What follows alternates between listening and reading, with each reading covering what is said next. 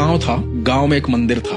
उस मंदिर में आता था एक बालक, टीनेजर से थोड़ा सा बड़ा था, और वो उस गांव का चित्रकार था। तो एक दिन पंडित जी ने कहा कि भाई तुम रोज यहाँ आते हो और इतनी अच्छी चित्रकारी करते हो, हमारे मंदिर के लिए भी कुछ कर दो। तो बोला लेकिन चित्रकारी क्या बनाऊं? बोला कुछ ऐसी बना दो जो लोगों को, जिससे शिक्षा मिले, मंदिर है तो बोला ठीक है, कंस वध का चित्रण कर देता हूँ। बोला लेकिन पंडित जी आपको मदद करनी पड़ेगी। बोला क्या मदद करनी पड़ेगी? बोला आपको मदद ये करनी पड़ेगी, मुझे पहले वो बालक ला के दो जिसको मैं कृष्ण बना पाऊं। तो गांव के सारे बच्चे इकट्ठे किए गए, एक बच्चा मिला बड़ा सुंदर सा। तो बोला पंडित जी इस बालक में मुझे कृष्ण दिखाई दे रहे हैं, इसकी चित्रकारी करते हैं। तो बालक को बिठाया गया सामने और कृष्ण बनाए गए। इधर क्या हुआ कि इसने कई जगह लेटर दे रखे थे अपने काम के लिए, इसका एक कॉल आ गया, इसको जाना पड़ गया। कृष्ण तो बन गए, शहर चला गया, धीरे धीरे इसकी तरक्की होने लगी। ये बड़ा चित्रकार बन गया, इतना बड़ा चित्रकार बन गया कि पहले शहर में, फिर देश में, फिर विदेश में, हर जगह इसका नाम हो गया। अब गांव वाले सिर्फ अखबारों में इसके जिक्र पढ़ते थे। तो एक समय पे वो छिक जाता है हर चीज से, प्रसिद्धि थे, नाम से, हर चीज से छिक जाता है। तो ये काफी सालों बाद अपने गाँव वापस लौटा। तो गाँव आते ही इसका मन प्रसन्न हो गया अपने गाँव को देख के, लेकिन गाँव में सब बदल चुका था। तो ये सुबह रूटीन से मंदिर गया। पंडित जी भी थोड़े बूढ़े हो चुके थे। तो पंडित जी के पास जाके बैठा, पंडित जी को प्रणाम किया। बोला पंडित जी पहचाना मुझे? तो बोला अरे तुम तो बड़े चित्रकार बन गए, मैंने अखबारों में फोटो छप रहे थे, तुम तो बड़े आदमी बन गए भाई।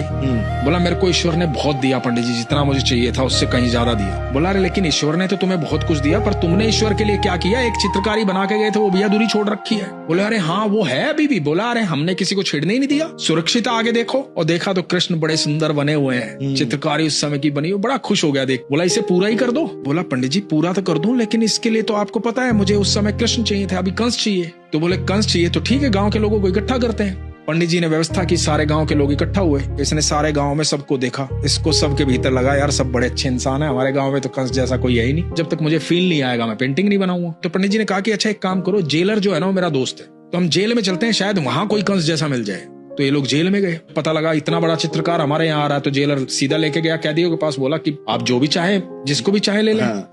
तो इसने देखा, चारों तरफ देखा, तो एक बंदा इसको हट्टा कट्टा पसंद आया, अच्छी हाइट वाइट। बोला मुझे ये पसंद है। जेलर ने कहा कि ठीक है इनको ले चलते हैं। वहां से जेल से परमिशन लेके उनको लेके आ गए मंदिर के बाहर। अब बिठा करके उनकी चित्रकारी पूरा गांव बैठ करके देख रहा है, सारे लोग देख रहे हैं, दूर दूर से लोग आए। इतना बड़ा चित्रकार पेंटिंग कर रहा है, लाइव पेंटिंग सामने चल रही है।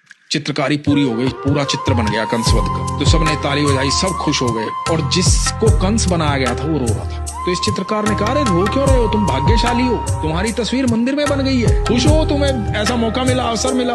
तो बोला कि मैं इसलिए नहीं रो रहा। तो बोला किस लिए रो रहा है? बोला मैं इसलिए रो रहा हूँ क्योंकि इस पेंटिंग में जो कृष्ण है ना वो भी मैं ही हूँ। तो जब मैं बचपन में था ना तो मुझे कृष्ण के लिए चूज किया गया था, और आज कंस के लिए भी मुझे ही चूज किया गया।